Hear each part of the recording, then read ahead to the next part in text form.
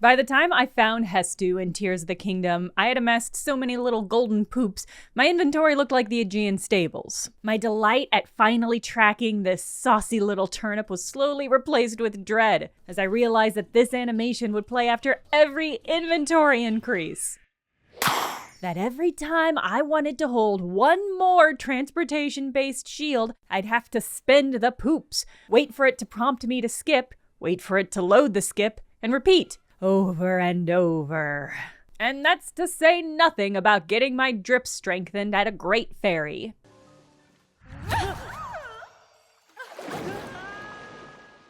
These prolonged animations keep me from the real gameplay of Tears of the Kingdom, which is adding to my inventory of giant horses with old lady names. Why doesn't Nintendo allow you to queue upgrades? Most AAA games would let you level repeatedly in these screens. Even within Tears of the Kingdom, they generously shorten the animation sequence when you're leveling at statues, although you do still have to do it one by one. It is a uniquely Nintendo choice to make you watch these delightful, kind of horny animations over and over. It demonstrates a core concept in modern AAA game design and of Nintendo's particular game philosophy, two concepts that are, at times, in direct opposition to each other. Basically, I think Nintendo wants their games to be a little annoying. The biggest buzzword in AAA game development is immersion. Players are supposed to want to be so engaged with the game that they forget they're in it and never want to leave. This has had a lot of effects on the look and feel of modern games, like the strive for hyper-realistic graphics, minimalizing UI elements, and invisible loading screens. Anything the devs think might remind you you're in a game have got to go. Nintendo is very into immersion in their own special Nintendo kind of way. They refer to it as the world being seamless, and this was a basic design guideline for Breath of the Wild. In this understanding of immersion, when game-like things happen, there needs to be an in-universe reason or explanation. It's not enough to level up, you have to go find someone who tells you that you've collected enough soul gem coin poops and wow, aren't you getting so big, before shuttling you into a UI interface. Oh, but believe you me, if devs could strip out that UI element entirely, I'm pretty certain they would.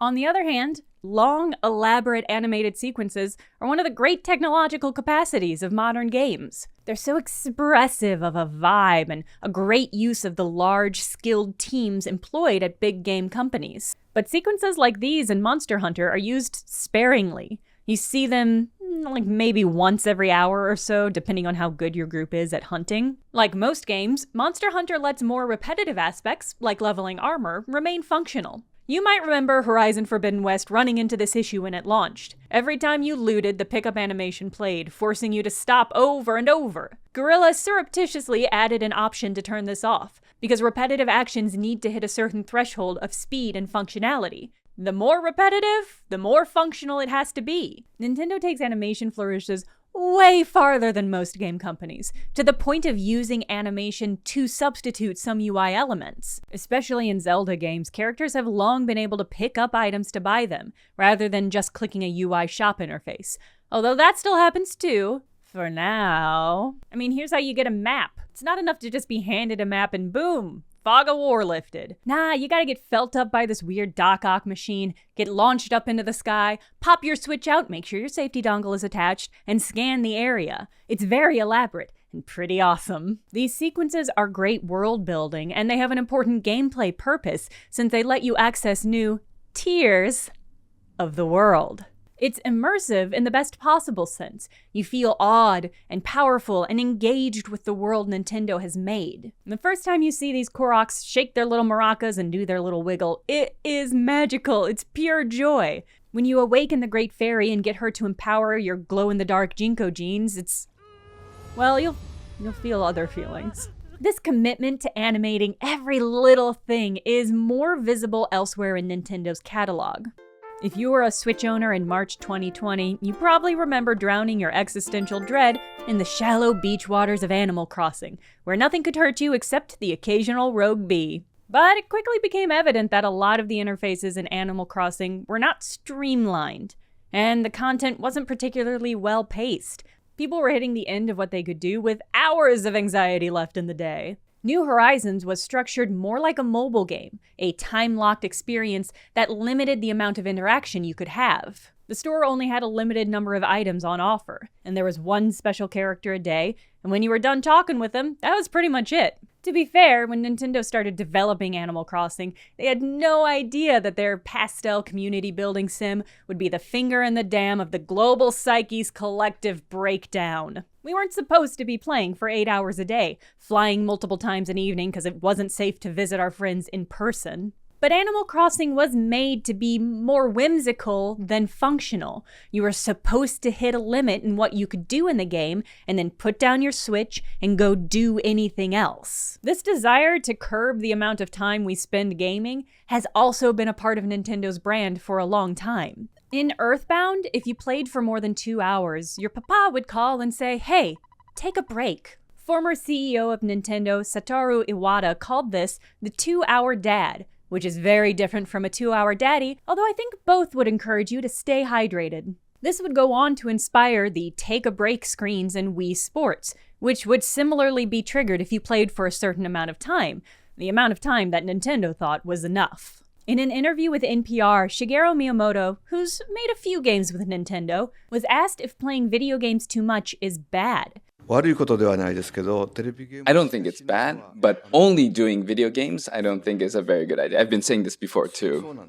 So I always say, if it's really nice outside, you should go play outside. It's why people play together and outdoors in Nintendo ads, an element of their marketing they have often been derided for. It's not that Nintendo doesn't understand how people game.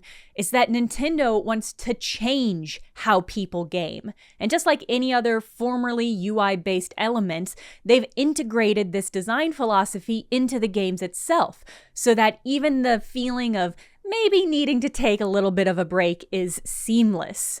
And they did this by making their games a little bit annoying. For Animal Crossing, it had hard drop-offs in the content that you could do in a day. I suspect that the Zelda games were intended to be played for longer sessions, so they're designed with fewer sharp drop-offs, at least metaphorically. Nintendo understands exactly how people game. Anytime you experience something in a Nintendo game that doesn't feel totally frictionless, it's probably serving some deeper design purpose. So the next time you feel antsy about some dancing radishes or a horny fairy, it might just be Nintendo's way of telling you to take a break.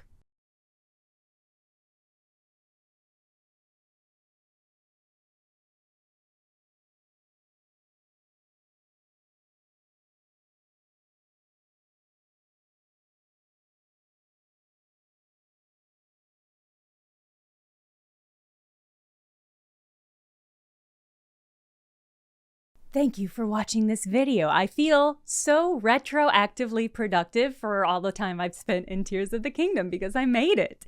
And a special thank you to Alice, Hollis Roswell, Danielle Welch, Common Opponent, and Anxious Topiary, even though you all came to my island and stole all my fucking fruit! Last month, the special extra Patreon-only exclusive video was about 2 scientific papers that I read in researching the jump scares video, but ended up not using for the actual content. The special video gets into why I didn't use them, but also why they're so interesting. Pleasure. I don't think these will catch on. So go to patreon.com/thejenna right now and subscribe and see all those extra special videos.